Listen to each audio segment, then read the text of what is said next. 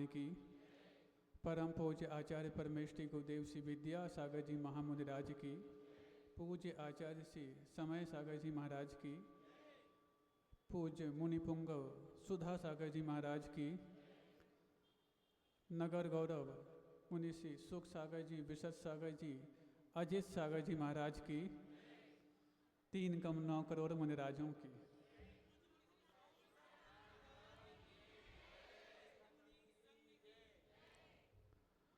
आप लोग निवेदन, आवेदन, प्रतिवेदन बहुत देर से कर रहे हैं, लेकिन जब तक संवेदन न हो, निवेदन और आवेदन मंजूरी के लायक नहीं होते। महाराज अब और क्या करें? करना ज़्यादा कुछ नहीं है।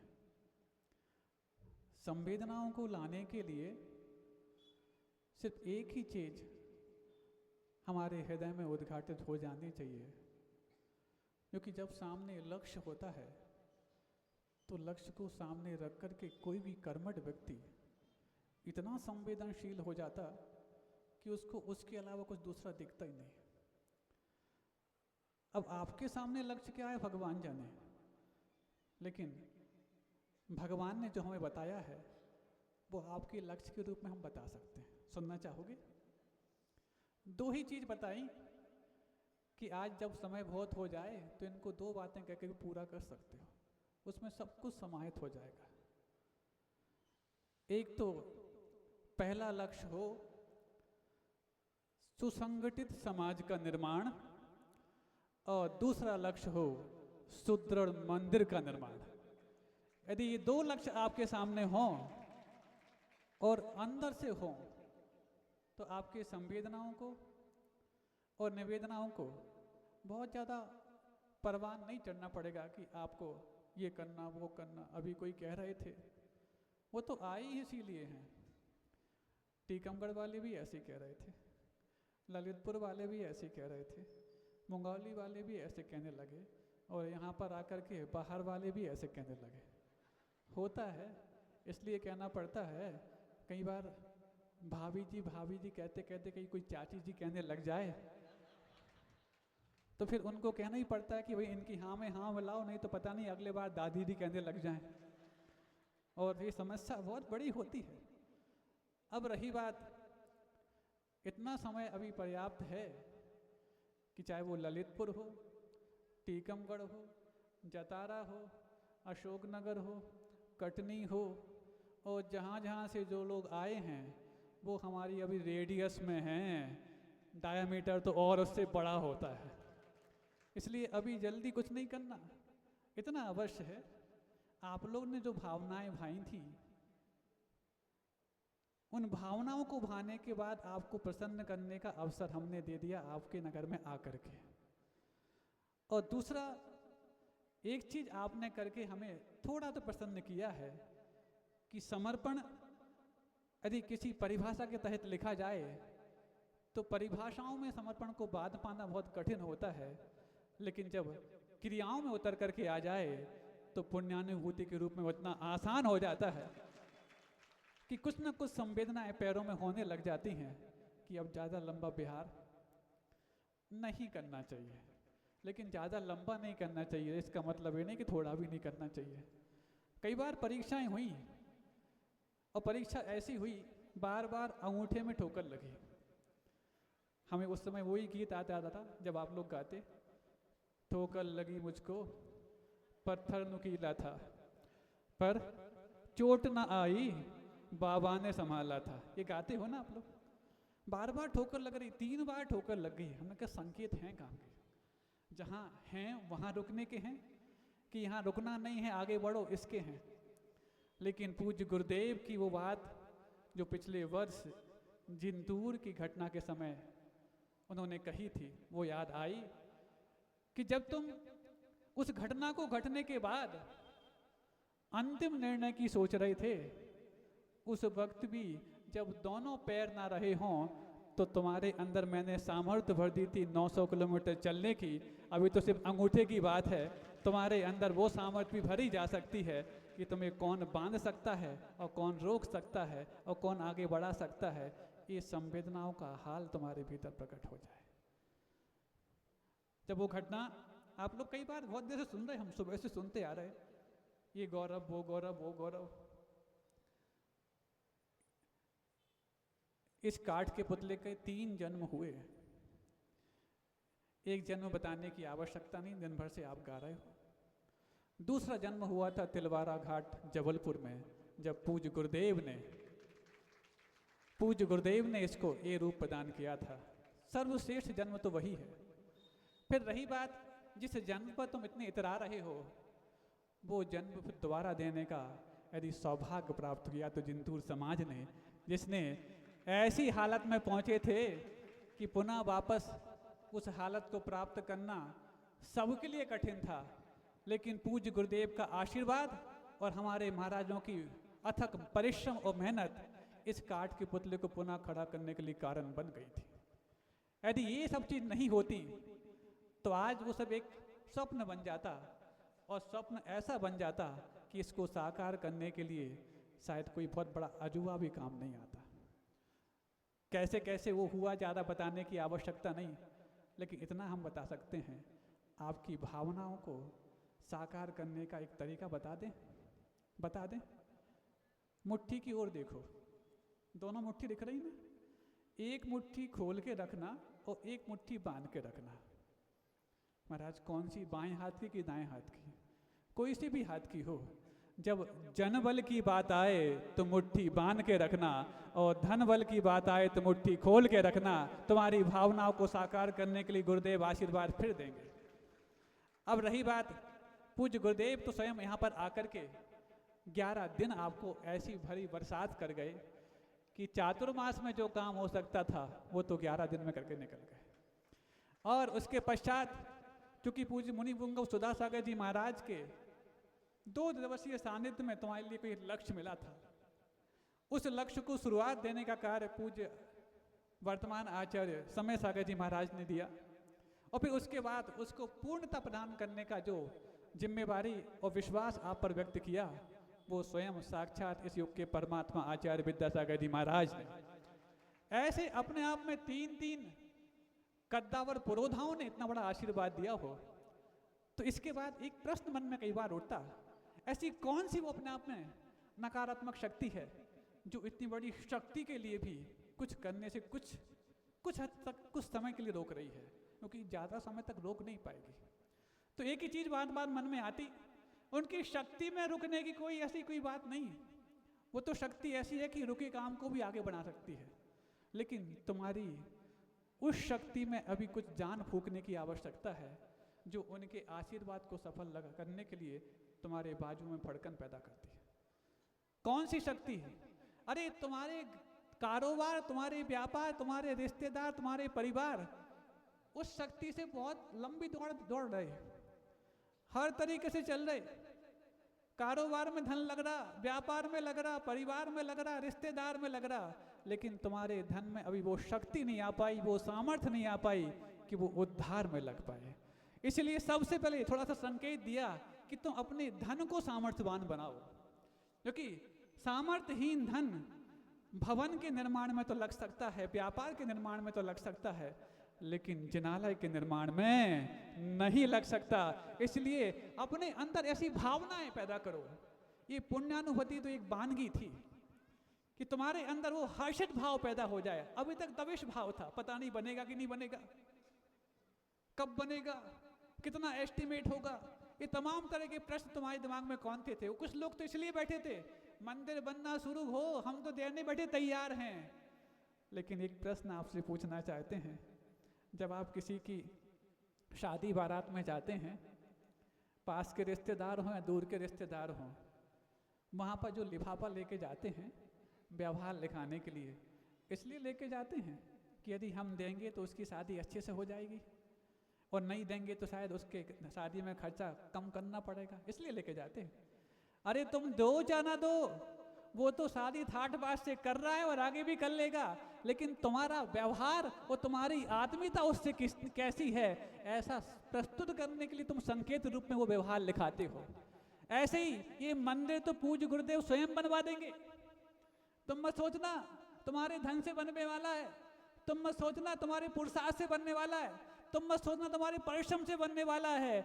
ये तो तुम्हें सब मौका दिया है, उनसे व्यवहार तुम्हारा कितना है, और जो जितना बड़ा रिश्तेदार गुरुदेव का होगा उसकी उतनी मोटी व्यवहार की राशि होगी, उसकी उतनी बड़ी पुण्यानुभूति होगी। और जो कम आत्मीयता रखता होगा वो सोचेगा अभी पहले हो तो जाए फिर हम लिखाएंगे।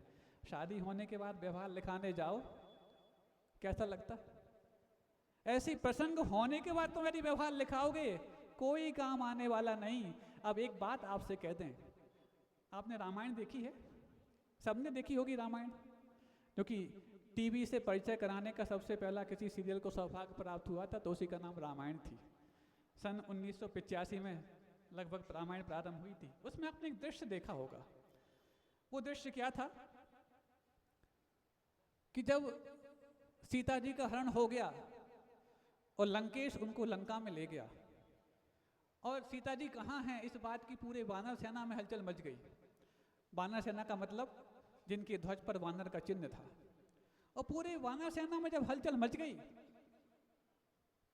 तो ये खोजबीन की गई कि कौन है जो पता लगा सके। तो तय किया गया ये सामर्थ्य तो सिर्फ हनुमान में है, इसके अलावा दूसरे में सामर्थ्य नहीं कि 7 समुंदर पार जाके वो जहाँ का लंकेश लेके गया उसको पता लगा सके।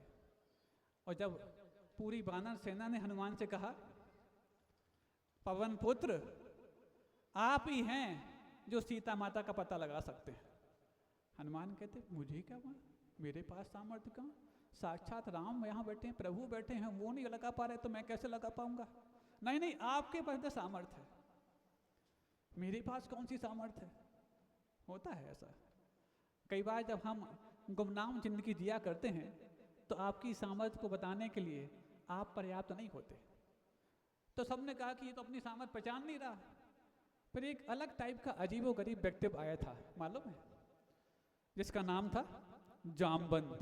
देखा है आपने? अब उसमें हुलिया उसका कैसा दिखाया गया वो छोड़ो, लेकिन आप ये समझिए वो जामवंत जिस भी रूप में दिखाए गए वो एक गुरु के रूप में जाने जाते थे पूरी वानर सेना में। हुलिया के ऊपर मत जाना, उनका व्यक्तित्व गुरु के रूप में था। जब जामवंत आए हनुमंत से कहे अरे हनुमंत तुम्हारे बाजुओं में तुम्हारे इस देह में वो सामर्थ्य है कि तुम थोड़ा सा भी प्रयास करोगे तो 7 समुद्र तुम पार कर सकते हो। हनुमान कहते मेरे पास कौन सी सामर्थ्य है, थोड़ा हाथ आगे करके देखो। और हाथ आगे करने में तुमने यदि अच्छी विशुद्धि बढ़ाई और लगे कि तुम्हारी सामर्थ्य से भी ज्यादा अतिशय उस आश्चर्य उस हाथ में पैदा हो गए तो फिर मैं जो कह रहा हूं तुम्हें मानना पड़ेगा।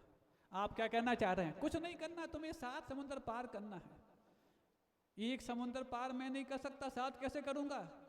मैं बोल रहा हूं तुम्हारी सामर्थ्य तुम्हें पता नहीं है।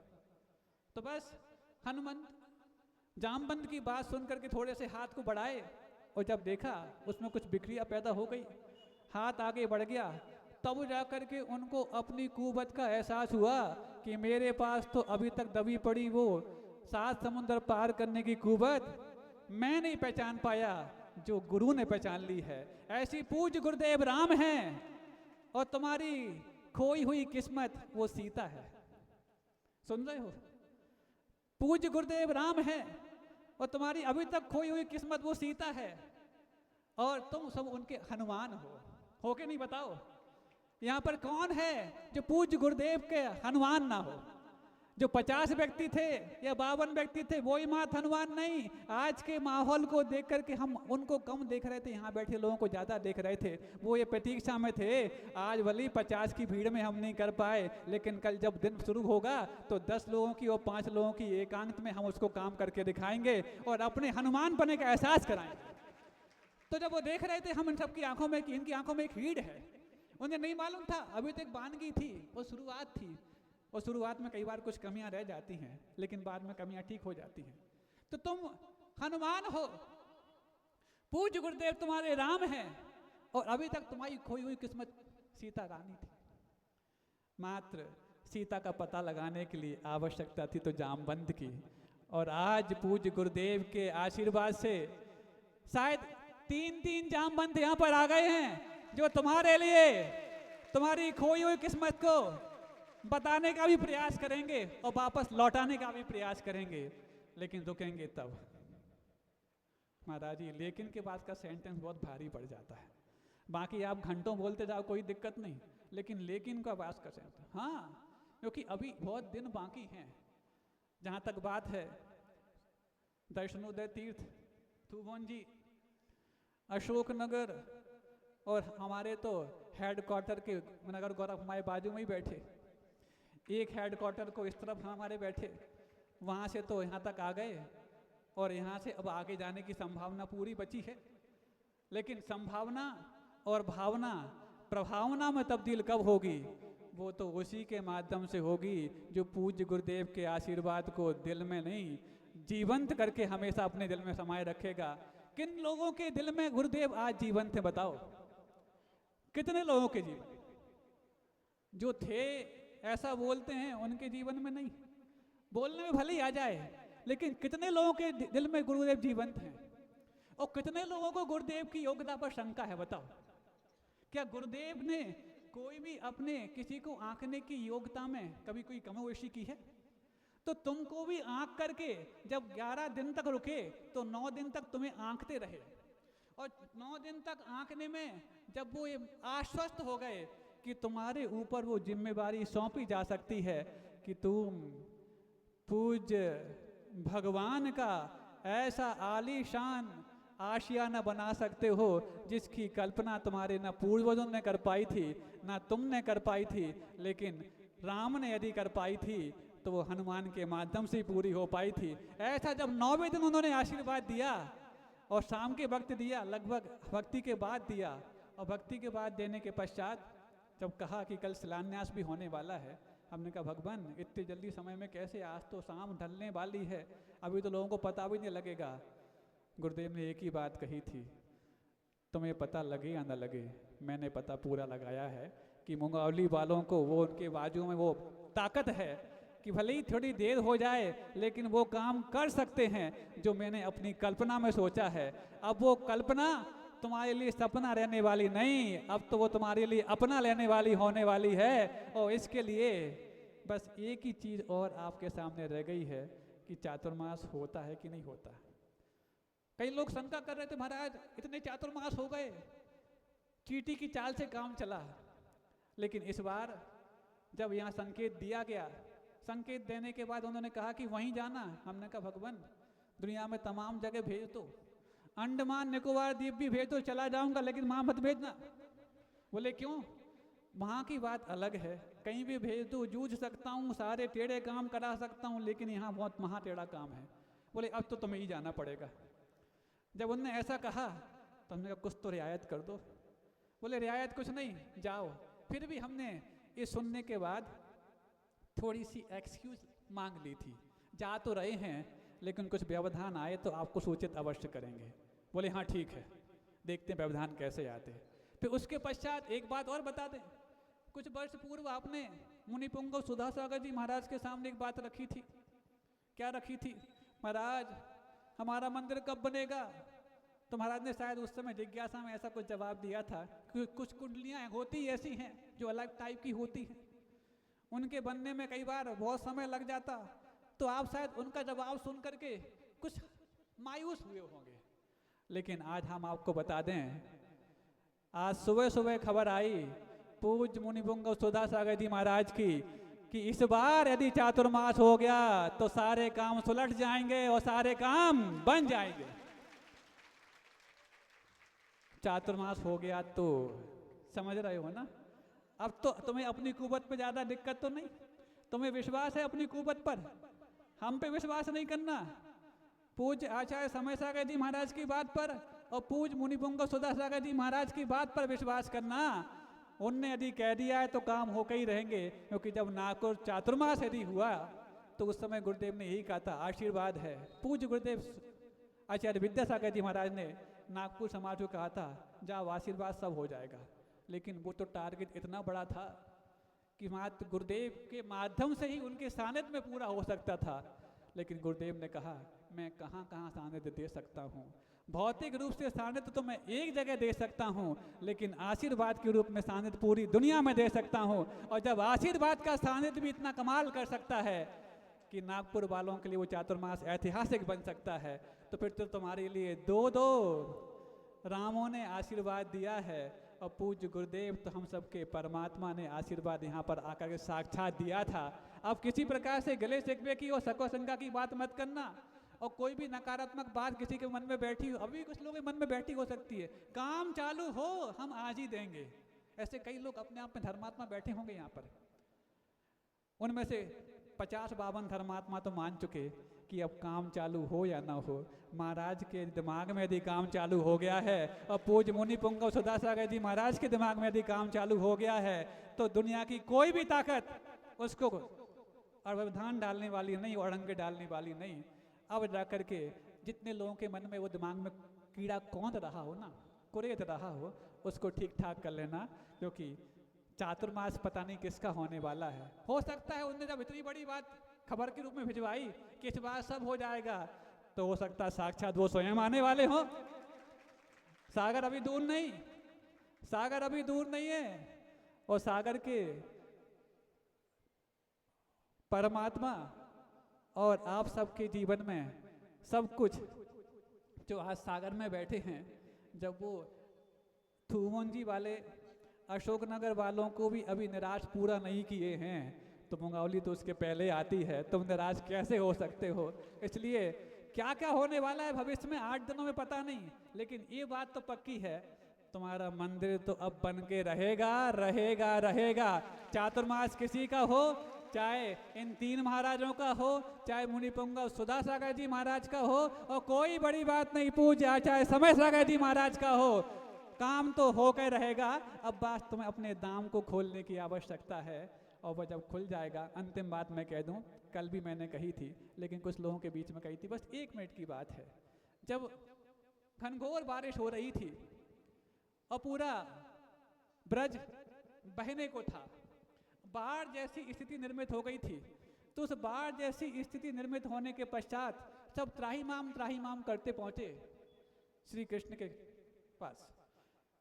बचाओ बचाओ, क्या हो गया? अरे इतनी सारा पशुधन बह जाएगा, सारे बाल गोपाल बह जाएंगे, आप ही हैं जो हमको पार लगा सकते हैं। कोई बात नहीं, उन्होंने तथास्तु कह करके तुरंत गोवर्धन को अपने अंगुली पे उठा लिया। लेकिन अंगुली पे गोवर्धन को उठाने के पश्चात एक बात और आपको पता होगी, गोवर्धन तो अंगुली पे उठाया, लेकिन कहा, सारे ग्वालों को आह्वान किया, सारे ग्वाले अपनी अपनी लाठी ऊपर करो, क्योंकि गोवर्धन बहुत भारी है।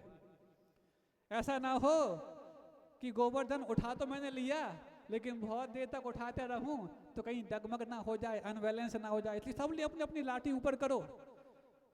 तो श्री कृष्ण की बात सुनकर के सारे ग्वालों ने अपनी लाठी ऊपर कर दी। किसी की मोटी लाठी थी, किसी की पतली लाठी थी, लेकिन सबकी उतनी ऊंची लाठी थी जो गोवर्धन तक टिक पाए। अब हम सब उन ग्वालों की तरफ से, मुंगावली वालों से पूछना चाहते हैं, बताओ वो गोवर्धन ग्वालों ने उठाया था कि श्री कृष्ण ने उठाया था?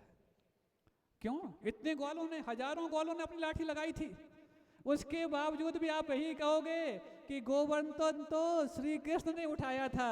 ऐसे ही तुम्हारे मंदिर के निर्माण रूपी गोवर्धन तो पूज्य गुरुदेव उठाए हैं, मात्र आह्वान और अवसर दिया है तुम्हें अपनी लाठियों को ऊपर करने का। अरे किसी की मोटी लाठी हो सकती है, किसी की पतली लाठी हो सकती है, मोटी और पतली की चिंता मत करना, बस ऊंची इतनी हो कि गोवर्धन तक टिक पाए, ताकि जब इतिहास बने तो तुम्हें ये कहने में फक्र महसूस हो कि हम वो थे जो गोवर्धन के भार को आभार मान के उठाए थे। बस इतना तुम्हें करना है। पूज्य गुरुदेव तो मंदिर अब बना ही देंगे। पहले तुम उनको बात जाकर के सुनाते थे और वो सुनते थे, अब वो साक्षात लाइव टेलीकास्ट देख रहे हैं। और लाइव टेलीकास्ट देखने के बाद कल परसों 3 दिन से लगातार ऐसे समय में पानी बरसता था जिस समय रंग में भंग पड़ जाए, और आज तुम लोगों ने आगवानी की। सोच रहे थे तेज धूप पड़ गई तो क्या हो गया, और मूसलाधार बारिश हो गई तो क्या हो गया? महाराज वैकल्पिक व्यवस्था करके रखी है। अभी तो हमने बाजार में किया है, और बाजार में तो पानी पक्का यदि आ गया तो रुकने वाली पब्लिक नहीं है। फिर हमने सुधा सागर भवन में व्यवस्था कर रखी है। ये पहला ही शुभ संकेत है कि देवताओं को भी विश्वास हो गया है कि तुम्हारा मंदिर बनने वाला है। इसलिए आगवानी से लेकर के और शाम काल तक मौसम ने भी आपका साथ दिया है। अब आपका मिजाज और साथ दे दे तो कोई बड़ी बात नहीं, आपका मंदिर आप स्वयं बना लोगे। बने इन्हीं भावनाओं के साथ। चातुर्मास कहाँ होगा, ये सब भविष्य के गर्त में है। इतना तो पक्का है कि हमने आपकी आगवानी को स्वीकार करके आपको खुश कर दिया है, और आपने पुण्यानुभूति करके हमें कम से कम आधा संतुष्ट तो कर दिया है कि तुम शायद मंदिर बनाने के पक्ष में हो। आधा किया है, पूरा जब हो जाएंगे तो आपको 20 तारीख मिल सकती है। तब तक अभी 5-7 दिन और बाकी हैं। अहिंसा परमो धर्म की, बोधि समाधि परिणाम शुद्धि, स्वात्मोपलब्धि शिव सौख्य सिद्धि, चिंतामणिम चिंतित वस्तु दाने, ताम वंदमानस्य मामास्तु।